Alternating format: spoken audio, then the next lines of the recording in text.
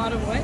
There's a lot of stuff, like a lot of the self-help online that I see is telling you what to be instead of how to be it. And that, I don't think that reaches people. Like, it never reached me. Like when I was going through, what's that? For example, Be compassionate, be vulnerable, be loving, be forgiving, be curious, be disciplined, be, like it's all be. And that doesn't, I don't think that lands with people. I think what lands is tell them how to be those things. Teach them how to be those things. Don't tell them what to be, tell them how to be, and then you'll get people interested. Otherwise, to me, it's kind of useless. You're not, like, everybody knows I need to be this or I should be that, or and I even hate those terms, need to be and should be, but everybody knows the good qualities. They just don't know how to bring them out of themselves. And that's what they want. They want to know, how do I bring this out of myself? Because all those good qualities are already there. You just gotta, you need somebody to help you or guide you or show you how to bring them out. That's the most important. It's not what to be, it's how to be. Why should I be these things? That's up to you. I don't have to tell you why to be those things. You have the reason for why to be those things. They know that they should be like that, but don't know how. Yeah. Are you sure that people know? I think someone understands the value of being curious, being compassionate, being disciplined, being driven, having purpose, right? But just telling people that is useless. If they could snap their fingers and be those things, don't you think everybody would? You don't think so. You think people like being the opposite of those things, which are painful and miserable, or at a minimum they cause pain. At a minimum, they cause pain and suffering. I don't think they know that they need a life of purpose. I think someone knows what they're lacking in. Think? I think so. I think a lot of people know what they're lacking, and they just don't know why or how to get over that. And they don't need people telling them what to be. They know what they need to be because they know where they're deficient. And so they know that they want to be the opposite of that deficiency. They just don't know how to become what they need to be or what they want to be. What did you think your shortcomings were? Or what were the things that bothered you? I don't even care what they are. Did you know that there were things that you needed to work on about yourself?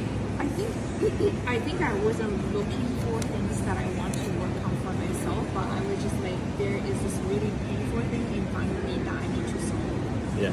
But it's not an accident, right? Because what you're doing is drilling behind why these things are happening to you. Yeah. Is like a certain trait you want to work on yourself, blah, blah, blah. You know? Right. You attracted it. No, it's like fixing the root. But because everyone's only focusing on the rock that's in front of them, that you can't move away. But I think it's similar. I guess like you're teaching people how to remove rock. Yeah.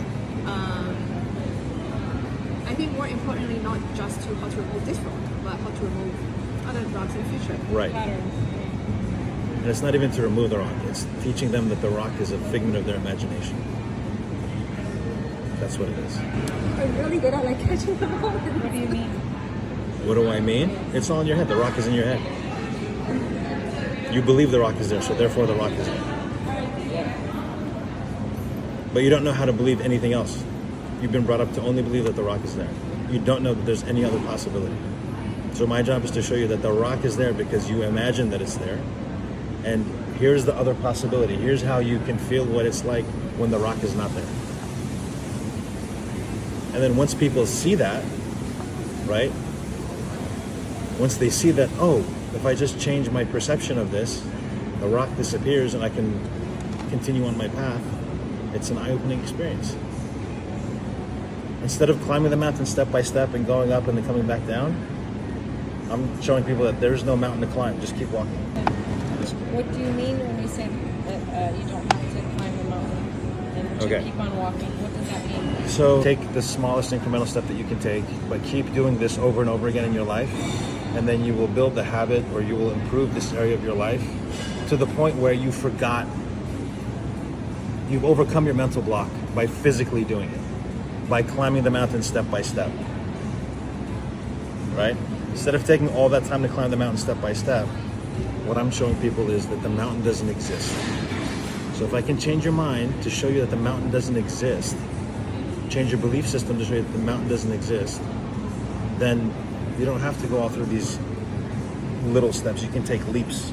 You can run to get to where you need to instead of climbing the mountain step by step. You can just run straight towards it. Or like, Does that make sense? Like for you, as having experienced that with me, does that make sense? Is that describe kind of what you experienced? yeah, I think it's bigger than the mountain that's in front of you. Because right now you're thinking the mountain is something that you can't overcome. Yeah. But just like realize your own power and realize that the true you that's inside is much bigger than that. And like it's not a coincidence where there's like a rock currently in front of you. Like you might just see the same rock repeatedly in your life and just like this is something I'll never overcome. I always fall into the same trap, right? But I think it really helps like changing people's perspective on overcoming that mental obstacle. It's not the rock that's in front of you, it's really just your mental obstacle. Can you work with anybody's value system? So if you believe that someone's value system is harmful to others or self, will you work with them trying to get them to understand that there's a different value system, or will you work within their value system? Value system doesn't matter. Belief system. The belief system. I mean, the belief system matters to the extent that that's what we want to work on. Everybody's selfish. I mean, The only thing that matters is money. And there are people out there like that. yeah, but all this stuff is stuff like, again, these are statements where you're putting your focus on the outside world, right? You're not putting the focus on yourself. So if your belief system is causing you a bad experience, then it's triggered by the outside world, right? But at the end of the day, it's your belief system. You're the one having the bad experience. The outside world is triggering it for you. It's not causing it. The cause of your bad experience is you. The outside world triggers it. You experience it. You're the cause. So again, all the work goes back to the individual. Like, what is your individual internal experience? Let me give you an example. Is it energy, or literally, like? It is energy. It's energetic. Yes. Yeah. If you believe that, if you were brought up in a home where you were beaten every day by your mom or dad or uncle or whoever it is, you have a low vibration, you have a low energy, a low belief about yourself, and that when you grow up, that remains there. You don't know it's there anymore, but it's causing problems in your life. All of your relationships are, let's say, for example, abusive relationships. It's not because you can't spot, as a female, for example, it's not because you can't spot the asshole. It's because you are vibrating. You believe, intellectually, yes. Mentally, intellectually, you understand that, but you don't know how to stop this pattern from happening. You don't know why this pattern is happening. You don't know how to stop it, no matter how hard you try. But what the pattern is, it's a core belief that you have that you should be, deserve to be, are always beaten in a relationship with someone that loves you. By someone who loves you. Right. That you love. And so you attract that in your life over and over and over and over again until you let go of that belief and you change your belief to, I deserve respect, I deserve physical safety, I deserve unconditional love. And once you start believing that about yourself, all the relationships that are manifested in the real world start to change. Your reality starts to change. So I noticed like when I'm working with you, you like accept your clients from all kind of like religious background and cultural background. Like you don't adopt a certain religious belief onto them. Yeah. Right, or your own religious belief onto them. Yeah. So I think you talk a little bit about like how you would work with like clients from different backgrounds, cultural backgrounds, religious backgrounds. Okay. Atheists, non-atheists, believers, non-believers. So, all the different religions, I always say this, different religions in the world are all facets of the same diamond. Right? You know what a facet is on a diamond? It's the sides, the surface is on a diamond, right? All the religions are facets of the same diamond. They're all trying to get you to the same place, which is to look inside and elevate your consciousness, elevate your awareness, elevate your spirituality, right? Elevate, like evolve yourself spiritually, energetically. So it's like the work that I'm doing is completely agnostic. Religion doesn't matter. What matters, the only thing that matters is the individual's experience. If the individual is having a bad experience, that's something that you need to rectify. You need to change that. You're not meant to have a bad experience. You're meant to have a peaceful, joyous, purposeful, fulfilling life. Every single human on earth is meant to have that. You're not having it because of a belief system that you're carrying that was not even your choice to carry. It was put on you by the context within which you grew up. And the challenge with religion is if the individual is so staunchly bought into their religion, sometimes it's hard for people to change that. So That's because at the end of the day, like what do you and I talk about? It's love and forgiveness. That's it, right? And with love and forgiveness, you're letting go of these beliefs that you have. The beliefs that you have formulate the self in Buddhism, the self that Buddhism talks about, right? Buddhism says no self, no problems. Like let your attachment to your self go, and your problems will disappear. Yeah. The best way to do that is take Christ's philosophy, which is love and forgiveness. If you forgive yourself and love yourself truly, then you can let the self go, and your problems go, right? Judaism has similar concepts, right? Hinduism has similar concepts to Buddhism. Like the core of all the religions is the same at the end of the day. It's to get you to elevate your consciousness, elevate your awareness, evolve spiritually. Now, if there are people that don't, like atheists, don't believe that there's a God, at a minimum, I haven't worked with atheists before, but at a minimum they have their own experience. Oh, you're atheist? I am. Really? Okay. See, I don't even, like, it doesn't even matter having an experience. That's all that matters. If you believe that experience comes from the consciousness of God that lives inside of you, if you believe that experience comes from from Allah or Buddha or whoever it is, does not matter at the end of the day, right? You're having an experience, and your experience needs to be one that's full of love and joy. And if you're not having that, then we can work on that. So I'm curious because I'm an atheist, right? Yes. I think you talk to me in that universal language of like love and forgiveness. Yes. That everyone can understand. But if your client is religious, do you adopt like their relationship with God or their relationship with the Buddha or whatever into like the work with them? I don't do it specifically. If it's helpful, I will incorporate facets of the religion that they are bought into that could help the work. But really I don't address it at all. And I let them make those connections themselves.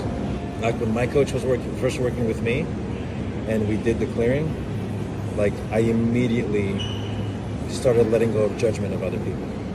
Because I forgave myself for the judgments that I had about myself in the past. When I forgave myself and that allowed me to actually love myself in a meaningful way, it immediately dawned on me that everybody else is the same. Everybody else has some negative belief that's causing them to act in a way that is sinful or hurtful or damaging to others, right? And so I stopped looking at the action altogether, and I started realizing that, okay, this person is just acting this way because they've got something going on that they're dealing with, like a negative self-belief. And immediately forgiveness and compassion come in, because you realize that that's not the real person. That's not the truth of who that person is. They're suffering from a belief. It's causing all of this erratic behavior. But really, deep down, they are a perfectly created, loving, compassionate, divine being. They just don't know it. And if you can get them to see it, all of the erratic behavior that you're judging will go away. So if that erratic behavior is ephemeral, if it can go away in a heartbeat just by changing somebody's mindset about themselves, why judge it? Why even count it at all? Why put any weight on it? You can step away from people who are damaging to you. Like, that's being discerning, where, okay, this person is in a bad way, they're in a bad place, and they're causing turmoil and damage to everybody around them. I'm not going to get near them. That's okay. You can still look on that person with forgiveness and love and compassion, but not interact with them because you know interacting with them would be dangerous. Like when we first did the clearing and that there was this aspect of spirituality to what I did, were you just like, you know what, okay, I'll take a chance on this even though you're atheist?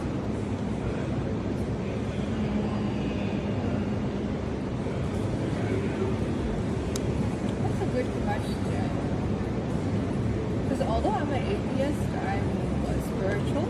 Sure. So like it's not hard for me to understand the concepts you're saying, although they're new to me. But it more or less, it feels right. Yeah, I think like just like part of my soul, my integrity or whatever, that's the core of me, just Yeah. like resonated with that.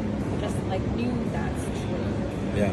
Right? Like I don't need to rely on a religious perspective to like solidify whether this is true or not. I think I just resonated with it. So it spoke to your soul. Yeah.